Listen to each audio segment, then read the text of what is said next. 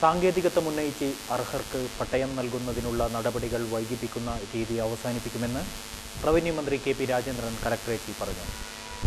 സാങ്കേതികത്വം ഉന്നയിച്ച് അർഹർക്ക് പട്ടയം നൽകുന്നതിനുള്ള നടപടികൾ വൈകിപ്പിക്കുന്നത് ഒരു തരത്തിലും വെച്ചുപൊറുപ്പിക്കില്ലെന്ന് റവന്യൂ മന്ത്രി കെ പി രാജേന്ദ്രൻ പറഞ്ഞു. കലക്ടറേറ്റിൽ റവന്യൂ ഉദ്യോഗസ്ഥരുടെ അവലോകന യോഗത്തിൽ സംസാരിക്കുകയായിരുന്നു മന്ത്രി.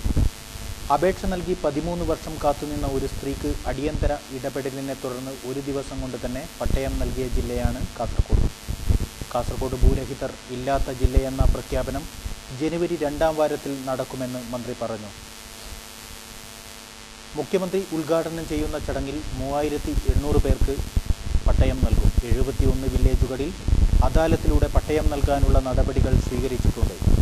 ലാൻഡ് അക്വിസേഷനിൽപ്പെട്ടവർക്കും പട്ടികജാതി വർഗ വിഭാഗങ്ങളിൽ അവശേഷിച്ചവർക്കും പട്ടയം നൽകണം. ആദിവാസി പുനരധിവാസ പദ്ധതിയിൽ 2500 അപേക്ഷ ലഭിച്ചതിൽ 1888 അപേക്ഷകൾ പട്ടയത്തിന് അർഹമാണെന്ന് കണ്ടെത്തിയിട്ടുണ്ട്. കള്ളാർ, ബളാൽ, പരപ്പ, തായന്നൂർ വില്ലേജുകൾ ഭൂരഹിതരില്ലാത്ത വില്ലേജുകളായി പ്രഖ്യാപിക്കും. മാലോം, പനത്തടി, വേളൂർ വില്ലേജുകളിൽ സർവേ തുടങ്ങിയിട്ടുണ്ട്. കടലോര പുറമ്പോക്കുകളിൽ താമസിക്കുന്നവരുടെ സ്ഥലം സർവേ ചെയ്യുന്നതിന് നടപടി തുടങ്ങി.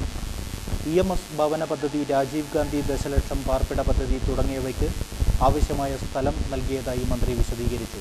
കളക്ടർ ആനന്ദ് സിംഗ്, റവന്യൂ വകുപ്പ് additional secretary VK Raveendran, survey വിഭാഗം ജോയിന്റ് ഡയറക്ടർ K വിജയൻ എന്നിവർ സംബന്ധിച്ചു.